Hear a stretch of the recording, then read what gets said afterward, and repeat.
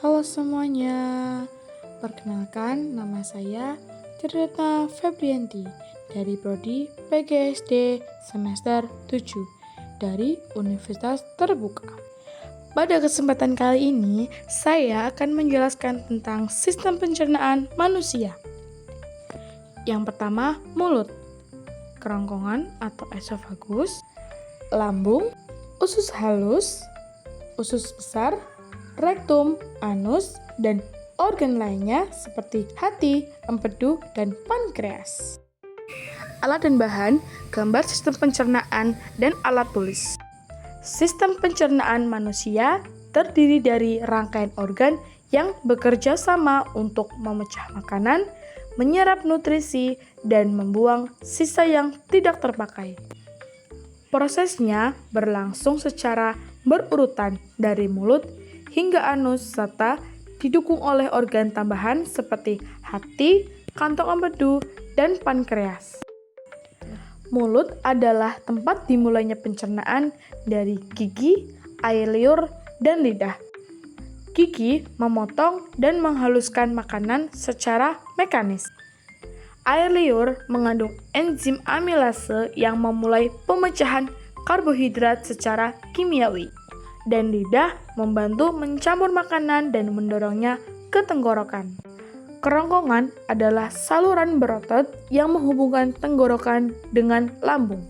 Fungsinya menggerakkan makanan melalui peristaltik, yaitu kontraksi otot berirama, dan membawa makanan menuju lambung tanpa dipengaruhi posisi tubuh.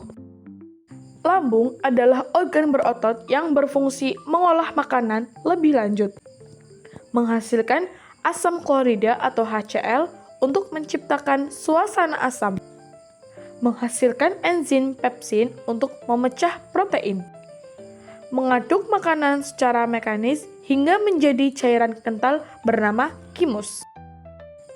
Usus halus adalah pusat pencernaan dan penyerapan nutrisi, menerima enzim dari pankreas dan empedu dari hati untuk memecah lemak, protein, dan karbohidrat. Jejunum, tempat penyerapan sebagian besar nutrisi. Ileum menyerap nutrisi sisa seperti asam empedu dan vitamin. Usus besar bertugas menyerap air dan mineral dari sisa makanan.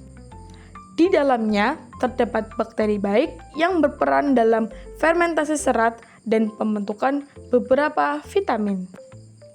Bagian usus besar seperti cecum, kolon ascendens, kolon transversum, kolon descendens, dan kolon sigmoid.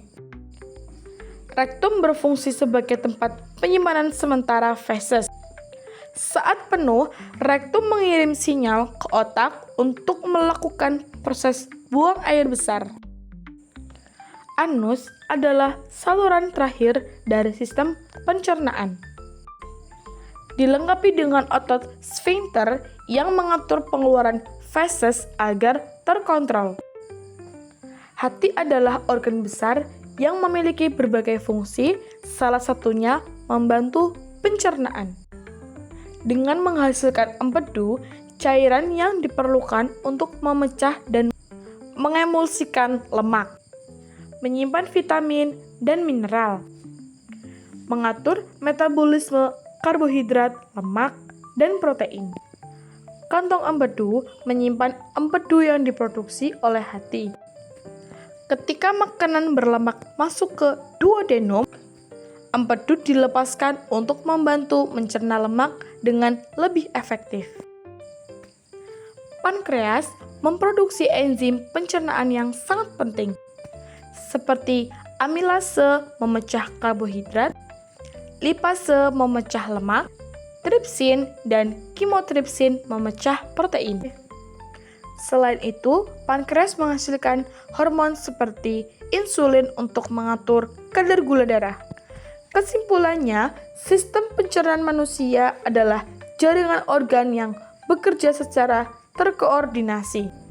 Setiap organ memiliki fungsi yang spesifik, mulai dari menghaluskan makanan, memecahnya secara kimiawi, menyerap nutrisi, hingga membuang sisa yang tidak diperlukan tubuh.